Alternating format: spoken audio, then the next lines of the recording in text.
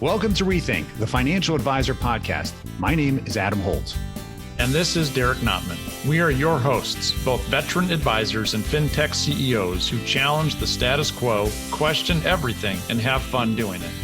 Hear honest commentary on the challenges facing advisors today.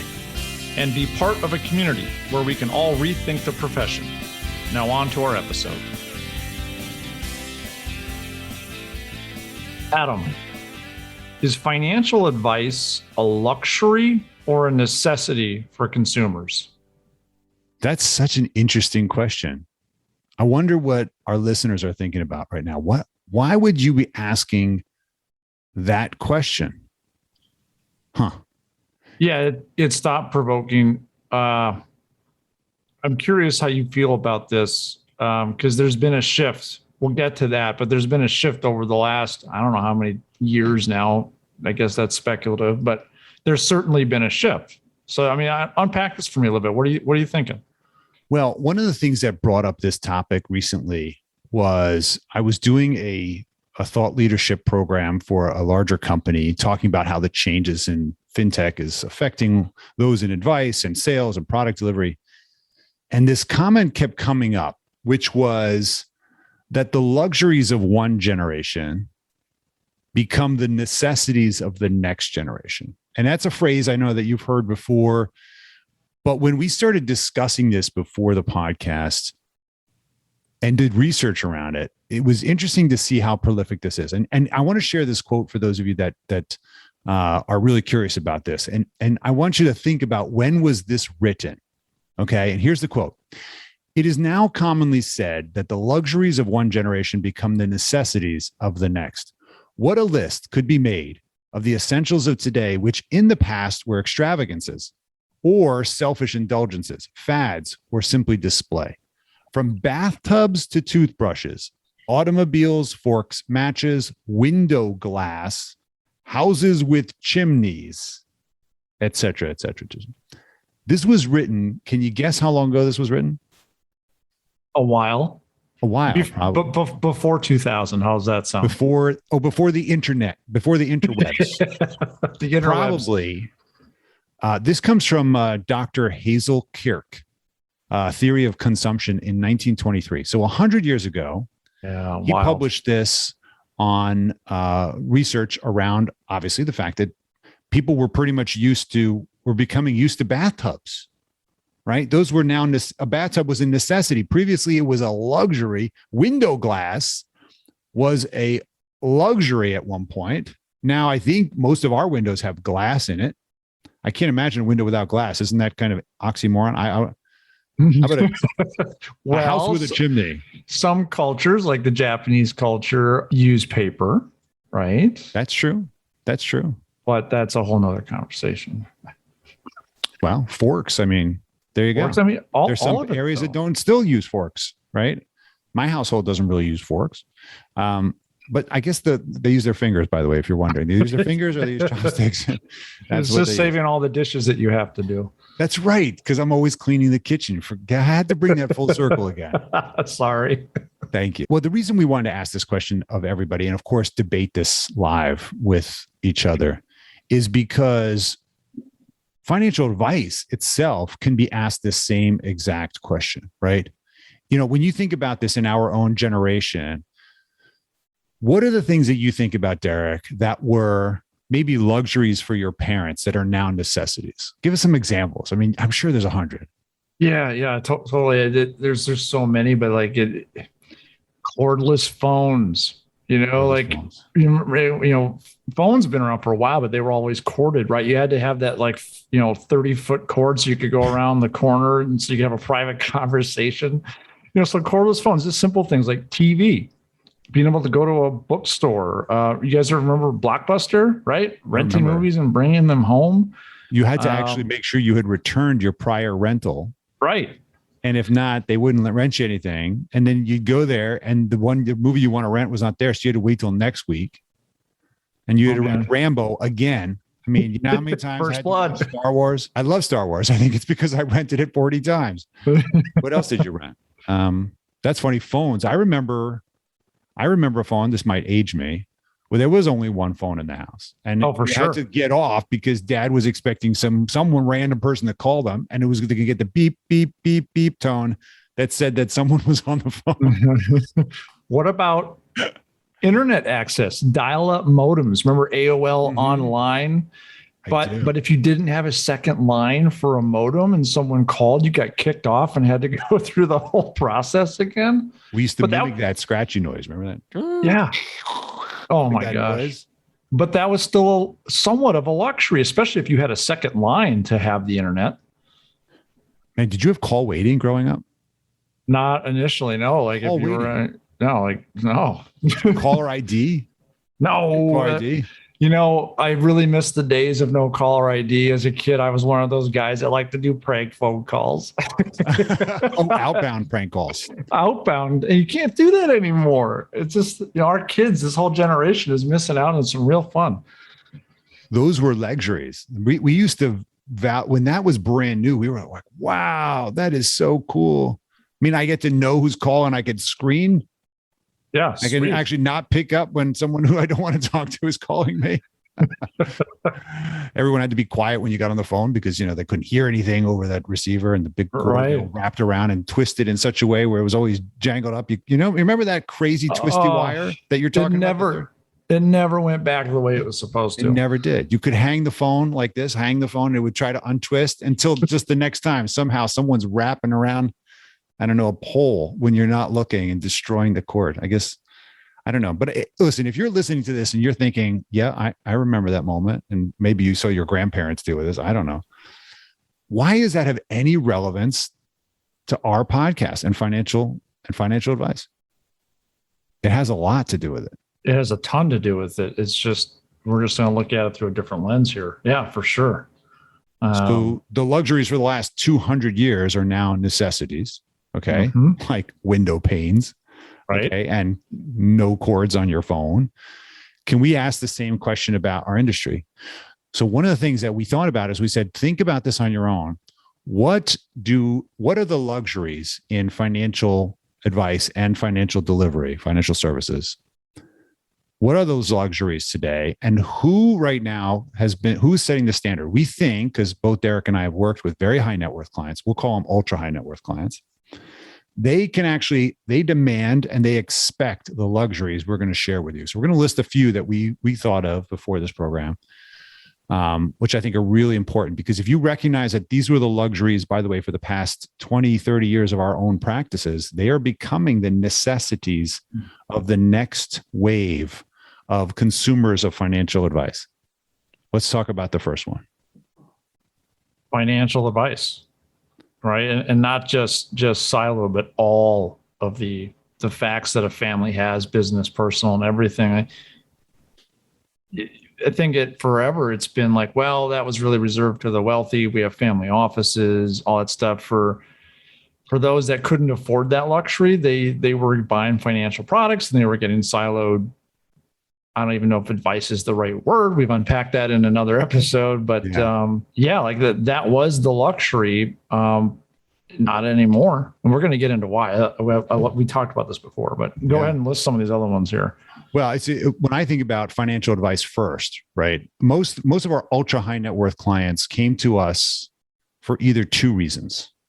They either wanted someone to look over the entire big picture and give them legal, tax, insurance, investment, structural decisions, bring ideas, try to fix what someone had done to them, right? When they didn't have means, right? Unwind the products that they had bought, they were just not serving them. Or number two, they came with a very specific request.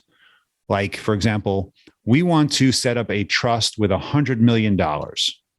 Execute that, right? At a high level, and we're willing to pay for that process, right? So they either came with very specific knowledge of what they wanted to execute. And the reason is because they have other professionals that are guiding them with their guidance. And now they want us to execute at a level of preeminence that we're used to, given we work with their peers, okay?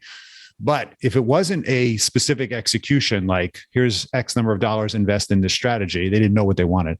It was always advice first. So in some measure, the high net worth individuals are starting with advice and context to what they're trying to do, create, influence, contribute, et cetera, et cetera. So what's very clear about high net worth is that they're getting professional guidance first.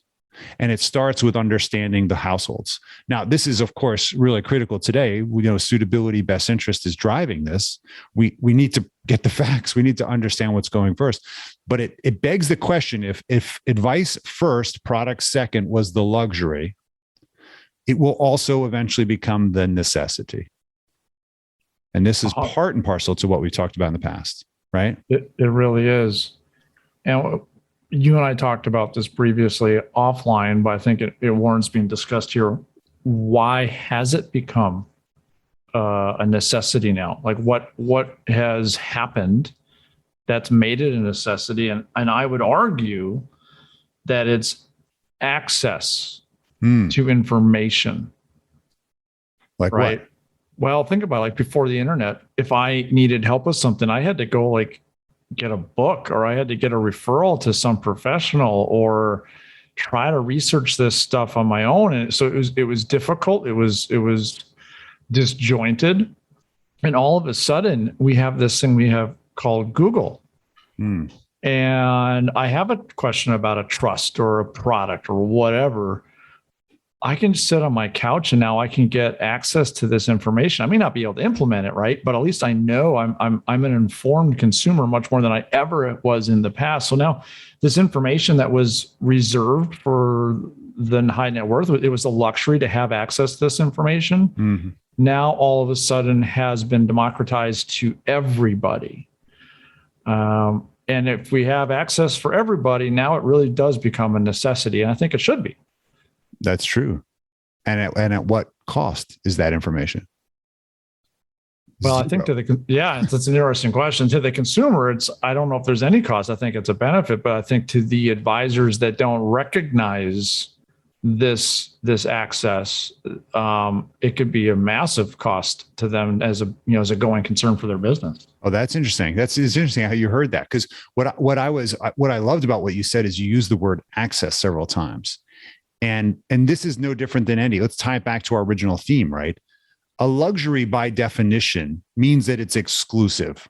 Yep. It's high cost or some barrier to getting it. And therefore only a certain number of people can get to it, either by invitation or by paying for it.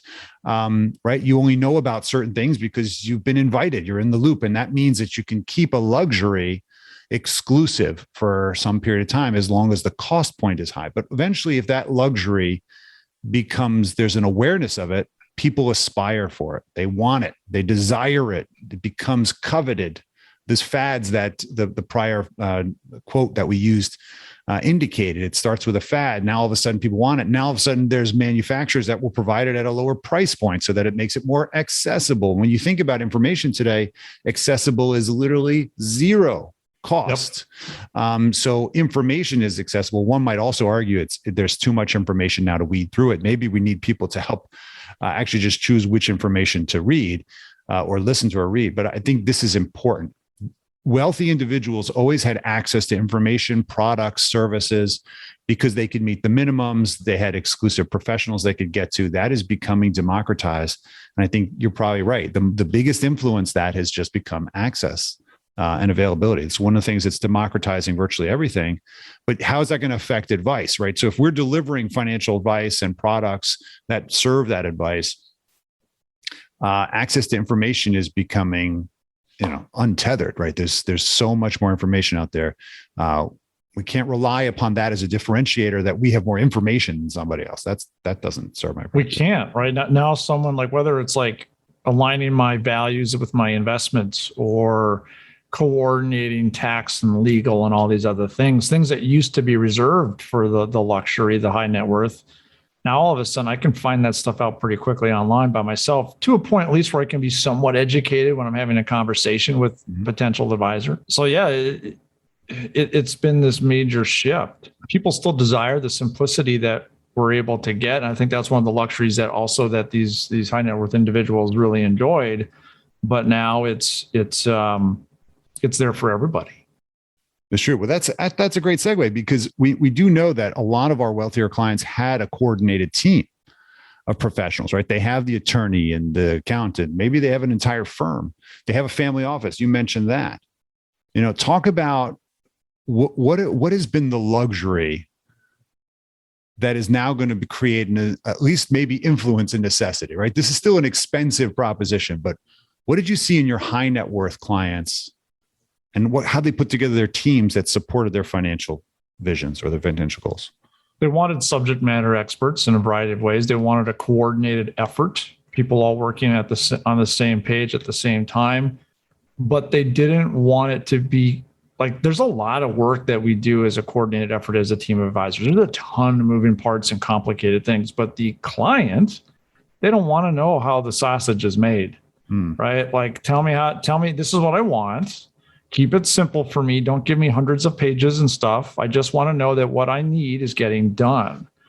And I would argue that regardless of net worth, people want that experience. And now just more people have access to it. Yeah. Boy, you just said something that triggered for me. I believe that high net worth clients, when they start working with a professional who's worked with their peers, they actually have less edict. In other words, they expect that the advisor already knows what's in their best interest. It's an unspoken thing. Like, you are going to be empowered with a significant number of resources of mine, and I'm going to pay you accordingly to act and make best interest decisions for me, literally delegating that authority. It's funny, the wealthier the clients that we had, the more power they were willing to delegate to experts. And I think it's because they said, well, I'm making a decision to work with you as a person and your process and my 10 checks and balances. So don't worry, you're not going to mess up because I've got 3 people looking over your shoulder. Yeah, exactly. And you've already worked with my peers, so you already know the scrutiny I'm going to give you. That level of care was actually easier than providing it to someone where you're managing the money they've saved over 40 years and it's all they got. And they're not like, it's an interesting dichotomy, but it's proving out that the luxury of having a professional who works in your best interest is becoming the necessity for mass market, right? Don't we have regulations now that are being imposed? We always act in their best interest. I guess there were some people that took advantage of people that didn't have the expertise and or experience and literacy in order to take or make those decisions. And that's where we have to protect the consumer now. But it is becoming a necessity. We have to lead with this concept that we're always acting in best interest. And we're willing to have the transparency of a team of professionals, whether I build them or where I'm inheriting yours, that can look at our work and say, yes, it's good, it's bulletproof. And these are good decisions. So think about how that's going to change going forward. That luxury is becoming pretty much an expectation, or it will in the future. How about this? This is really been big these days. You know that, and I'm sure you've experienced this, wealthiest clients had an alignment early on that their investments supported their values, right? I remember in the early days, we could put together programs that excluded certain pain stocks or stocks that had sins we associated them with, right? Yeah. And this is how has this changed in the business today? Well, we're still doing it, but I think there's been this upward trend of more of it now because, again, access. People are being educated about it, but they're also having more control. We've seen this massive, not only democratization, but also it's part of fee compression, but also just like greater choices in the market. Where now, if I've only got $5,000 in an IRA I just opened up, I can still direct how I want my money to perform and align with my values. Where before I had to have $1 million or 10 million or whatever, and it just wasn't possible. So that also is shifted. It's awareness now too. The masses have awareness of what only the high net worth individuals had awareness of 10, 20, 30 years ago. Mm-hmm. But it's opened up, obviously, this market in what we typically call the ESG market, which I believe, if I get this right, this is either ethics or environments, social and governance. Do you remember which? Right. Yeah. Yeah, I've heard it in both of those ways. So if I'm saying it wrong, yeah, I remember 20 years ago when there was one mutual fund that enabled we'll call it an alignment of values. And now there's hundreds, right? So there's micromanagers, there's big managers that can really focus on value-based investing. This was table stakes for wealthy individuals because they had control over the companies they invested in directly, either private or public. But it's interesting to see how this has become a very quick necessity and how there's so much demand for values-based investing, even at the sacrifice of performance, because people want their capital, their social capital effectively to be invested and aligned. So this is, if you're not ahead of this one, we have to be talking about this to consumers, because the luxury is already becoming a necessity, or on that path. It's more than a fad already. So we have to kind of be in front of this one. I know for me, most of my clients that were high net worth, they focused less on performance and mostly on structure, because it was the legal and the tax implications of their life that caused the biggest pain points, right? Tax was their biggest expense. And of course, protecting their assets from, we call them creditors and predators, inabilities and disabilities, right? These were their biggest weapons, or I'm sorry, enemies.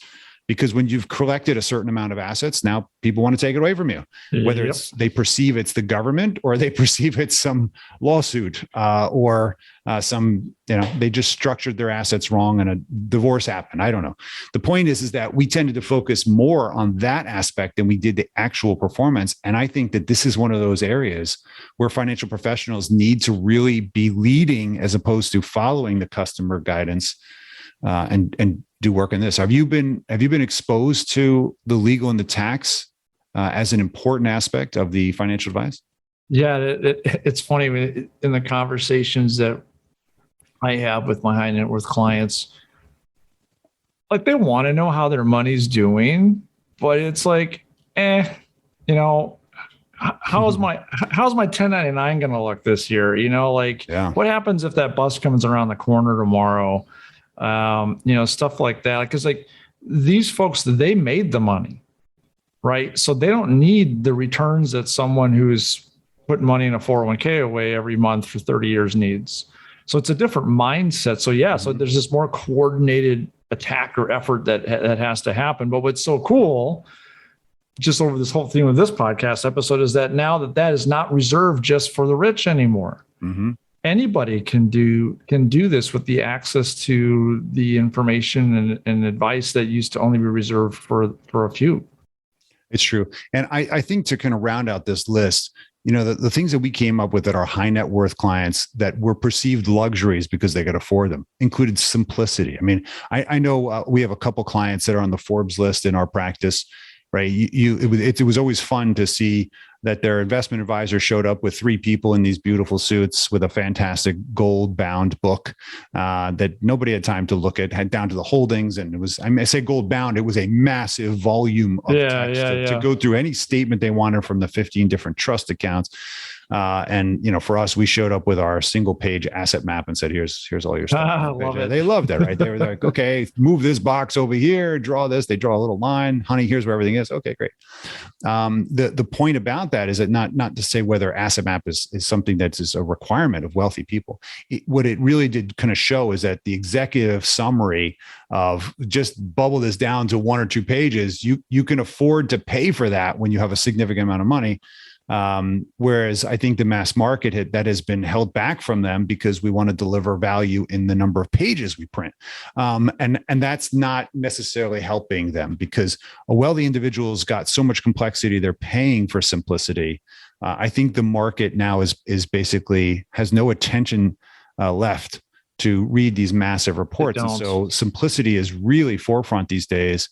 It is going to be necessity for us to simplify our communication that communicates how somebody is doing financially from a wellness perspective. Okay. What clients want to know is, am I doing okay? Am I on track? Yes. They're not asking, what's their holding position in government bonds and, I can't even think about it, right? They're asking for, am I okay? Can you communicate that and what actions I should be taking or be thinking about? 100%. And everyone's thinking that. And to your point, like the high net worth individuals have been thinking that and asking for that a long time. The tools were in place to do it for them. Now the tools are in place for everybody. It's true. So if you don't offer it, what happens, Adam? Good question. If you don't offer it, I'm sure there's 10 other people that are available that have done good marketing or brand awareness technically that will solve this problem, probably for cheaper.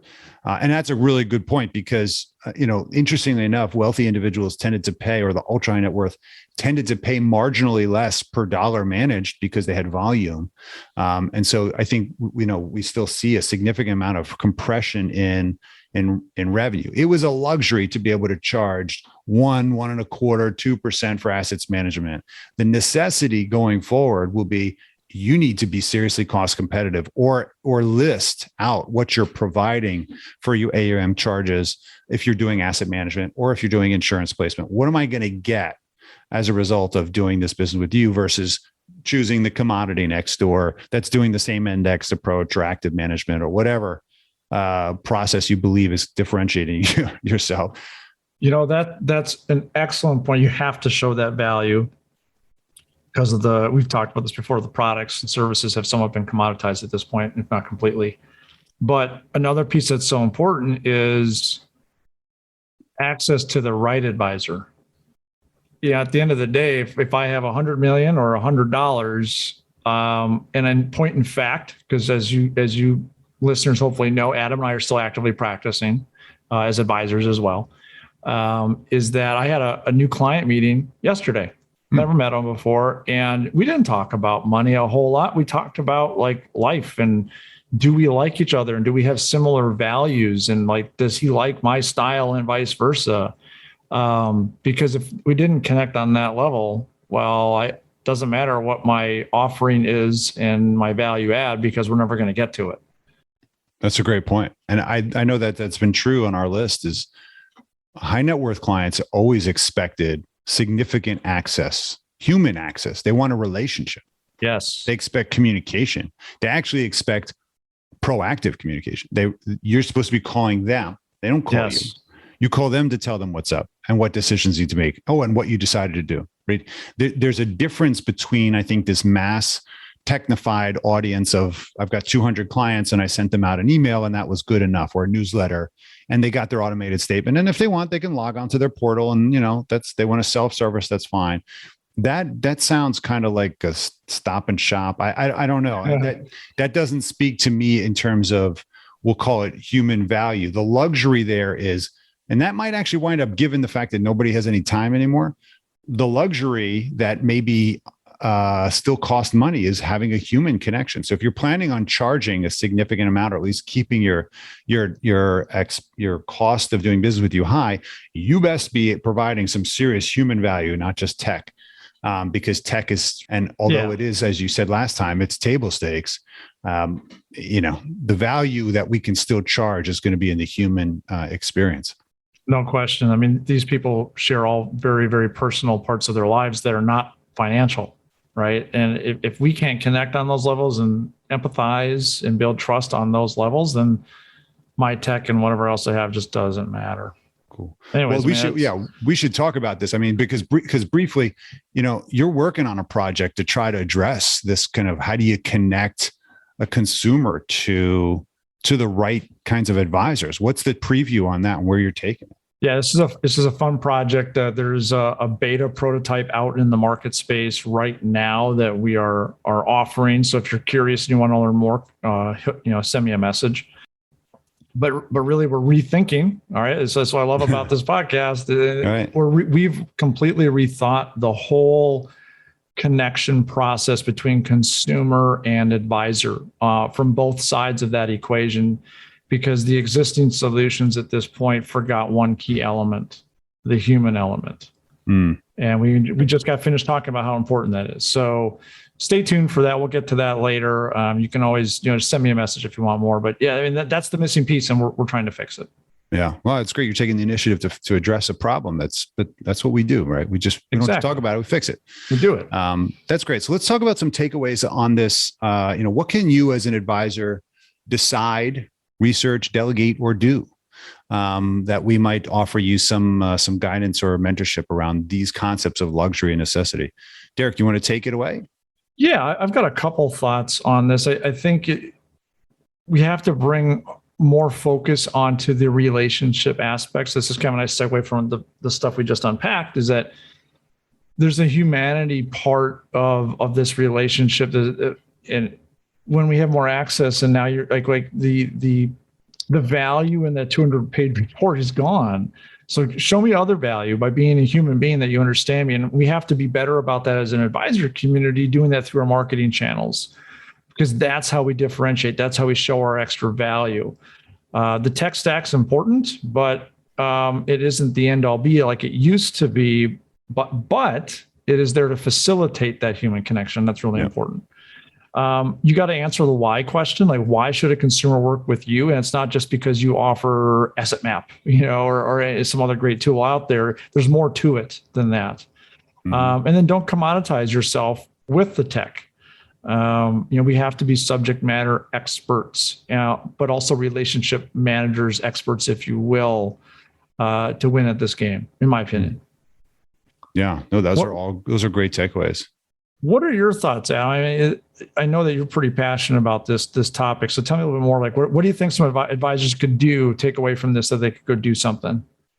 Well, I mean, if you do believe that the luxuries of the high net worth clients are becoming the necessities of the mass market clients, which is where a significant amount of the opportunity is, right? That emerging wealth, the boomer population that is going to transfer billions, trillions of dollars from retirement accounts as well as a business interest to the next generation over the next 20 years.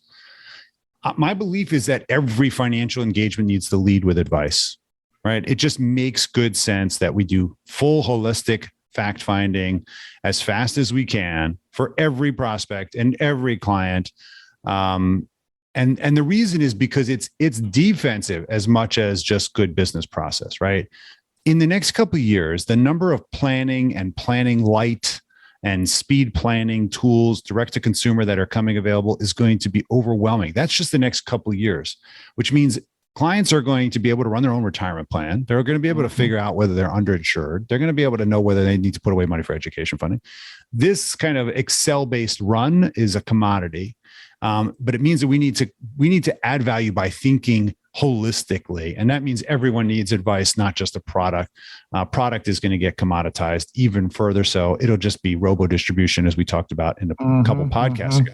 Yes. So my point is to you is if you're not leading with advice for every client, not just your A's and B's, that's a miss, and that's a missed opportunity. Find a way to bring that into every single conversation, even if it's fast. Number two, I think everyone needs to decide that they're going to provide guidance unsolicited. That means the rebirth of what I call a proactive advisor. We need to reach out to clients and say, hey, I've been thinking about this. What are we going to do about long-term care? Does that have a plan? Do we have a plan of attack here? Let's unpack that together and spend 15 minutes. People don't need full hours to get together. Okay. You can meet with somebody for 15, 20 minutes and start a conversation and research it in the back end, and then follow up via email today. We can be doing a lot of things at the same time. So I think we need to get into this habit of providing human advice unsolicited. And I think the way to do it is also to compete, make the luxuries standards for your customer, right? Decide that with technology and with that extra time savings, you can start to deliver more humanity. You might choose to actually simplify your client base and cut your your client base. We've all talked about, and Derek and I personally have chosen to do this, right? We had a lot of clients that helped us get to where we were, and then realized that, wow, we can't handle it. We can't deliver the level of service we want to for the lifestyle we want to have. We need to make hard decisions. That means either growing your firm and bringing in the next generation and delegating, or choosing to say, I'm going to be very specific about my criteria. But either way, this is going to be in many ways both a land grab of opportunity for people that want advice and are willing to pay for it, as well as a hyper competitive environment for the high net worth clients that can now demand the next level of luxury beyond what we're used to today. That's think about it. What's the next luxury then? If all this has just become necessity, it's going to be more humanity. No, it's going to be more humanity because the tech is going to keep moving. Tech is going to keep accelerating faster than our humanity. So that what will be the antique value of a human's relationship will be even more valuable than ever before. Right? I Because love how that 90% of my day is tech, but 10% is really intimate. So that will become the most valuable piece, in my opinion. Now, this is just my opinion. Of course, I'm right, but this is my opinion. I'll second you're right there. I think that's good. But I think this is probably the most powerful point there is it's interesting. The advisors that standardize or necessitize, if that's a word, luxuries will be faster to growing at this party than the others. That's it. You're right. See, we always save the best moment, like what we just realized. We have to talk it out. Isn't that funny about this? I hope you've stuck with us this long, because if you just heard that moment, replay it, that was it. That was it. It was organic, not scripted. Nope. And Adam's awesome. No, you're awesome for agreeing with me. That means we agree. See, brother, that's the way it works. Let's jump to that was our series on your actions, hopefully. So hopefully you wrote those down or remember them. We're going to delegate them. Let's talk about our community question in the last 5 minutes of our podcast here. Yeah, I'm going to ask this to you, Adam. I think this came in to both of us from Phil in Colorado. So I want you to answer this for us here, Adam. Dear Adam and Derek, I've been working with many clients who over the years share that they have a tax professional or other family member in the business that they work with already. Sometimes they have years of a relationship already built up. I don't always agree with their other professionals' advice or management. How do you communicate in a way that is not off-putting to other relationships, but helps show that you are looking out for them? Well, thanks, Phil, for doing that, for taking the time to write that. And remember, you can do that by just writing in LinkedIn to us or emailing us, or we'll figure it out. Send us a smoke signal. Send us a note. The reason we chose this question because it's interesting. It was different, first of all, than the other questions, and we'll get to the other ones for those of you that did submit. Thank you. The interesting thing about this, and it relates to this luxury and necessity question. If in fact we're moving towards a place where financial advisors in general or professionals are part of or responsible for managing a team of professionals, my belief about this and my practice has always been, I take charge early. The key to this, and here's why. I believe that most clients of financial advice are asking for a confident leader, at least a more confident and competent leader than they are themselves with respect to making financial decisions. Mm-hmm. So they're not looking for someone who's wishy-washy and is going to kind of like, yeah, okay, like I'll give you my advice when I think it's not going to make me feel bad or look. They're looking for someone who's going to tell them straight, be empathetic, and deliver and help them guide them towards a better place than we found them, right? And the reason why that's relevant to this question is because we do know that lots of individuals have other, maybe well-meaning or other professionals that they've adopted over the years, right? I got my uncle's financial advisor because I didn't know where else to go, but it never calls me. I haven't talked to my other broker in 50 years, all right? But I have a personal relationship, so it's awkward. I don't know if I want to fire them because I'm going to see them at Thanksgiving but can you give me advice in the context? And so unfortunately, as financial advisors, we're often put in a situation where we have to actually navigate this kind of emotional relationship with maybe disappointing somebody or giving them other guidance. And one of the ways that I've always done that, and I used my process to basically ask a question, which was, if somebody had recommended guidance on a product or a strategy that I didn't understand or I really seriously wanted to question, I would ask the client, what is the strategy about this? What is that strategy? What did that annuity intend to do? Why do we have it? And I would ask a significant number of times, what is the purpose so I can work and coordinate with it? Because I have to make other decisions if that is a legacy vehicle, a golden, what did they call it? A sacred cow. I can't move that. And I would get enough clarity so that the client could tell me with legitimacy why it made sense.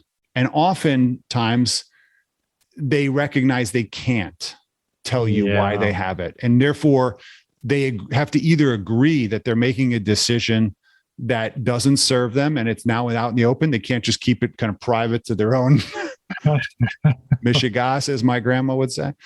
they had to now own it and then tell me that that's an okay situation. I have to work in their best interest. That means I have to point out when I think they're doing something that doesn't serve them.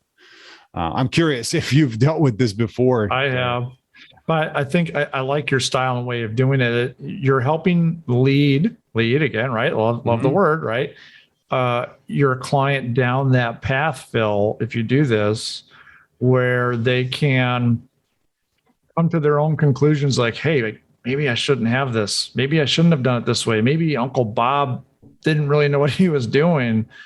And it still might be an uncomfortable separation, but then even Adam and me, you've done this before, is like, now you ask Uncle Bob to come in and start being part of these planning conversations, right? And then Uncle Bob figures out pretty quickly, man, I'm kind of out of my league here. I'm still going to come to Thanksgiving, but I think that, Phil, you'll be better served over here with Adam or whatever. And if you have it happen organically like this, now you're not the bad guy anymore. You're just opening up communication channels and really, at the end of the day, we work for our client's best interest. So let's figure that out, right? I love that you brought this up, because that was that's the next saving grace that I would have said, which is for Phil, is invite them. If they're really that important to this household, which is now your client, then invite them to be part of the discussion. Now you could clearly, if it's on your turf, you can play the leading role, right? You set the agenda, but you create space for other people to tell us why and to validate it in a place of respect, so that you're clearly not making them look bad, because that is going to backfire on you, right? There's a reason, there's enough business, as you've always said, for us all to play, and it doesn't have to be an all or nothing unless that's your strategy. I don't know, maybe, but the point is that it's better to coordinate these professionals, and it really started us thinking about what we want to talk about next. And this is an important time, I think, for all of us, because there's so much changing drastically. In previous podcasts, we've recommended that you need to know who you are. You got to know your identity going forward, what your firm's going to be about. What are you going to do? What are you not going to do? How are you going to market that? How are you going to let people know what your why is and why you exist and what value you provide? How are you going to do that, right? We've challenged many of you to ask this question. I think we're going to spend the next program talking about this concept of who's in charge, rethinking whether we are CFOs for our clients or whether we are CEOs. Think about that. Yeah. I want to jump in right now, but I'm going to hold my tongue for the next one, because this is a great topic. Well, I hope that for those of you that are going to join us next time, and we hope that all of you do and are subscribed to the podcast, there's lots of fun analogies already. We've already started thinking it out about this. It's really going to be about leadership and the role that we need to have in being leading with confidence, and of course, leading with advice. So I think that this will be fun to talk about next time. It's a great parlay. Thank you, Phil. We'll be sending you a t-shirt with Rethink on it. And for those of you that do want to get connected with us, please make the opportunity to LinkedIn, connect with both Derek and myself, and of course, start the communication so we can make this about lifting the whole community. Derek, any parting words for you? No, I think you said it really well. I know we've gone over time here a little bit, and we don't want to keep you from cleaning your kitchen. So thank you. It's time to clean the kitchen. We'll get back to it. But no, this has been a great topic. I hope our listeners really got some things out of this, and I hope you're rethinking things. Right, this is part of this. Is like we want to spur you on to like, never looked at it that way, but I like it. Yeah. So, anyways, send us questions, connect with us, and just have an awesome day. All right, brother. Have a good one. Good as always. You too, buddy. Bye. See you at the next one.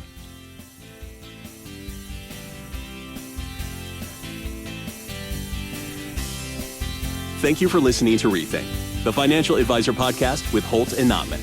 Be sure to subscribe now and join the ongoing conversation. The information covered and posted represents the views and opinions of the guest and does not necessarily represent the views or opinions of Asset Map or Connector. The content has been made available for informational and educational purposes only.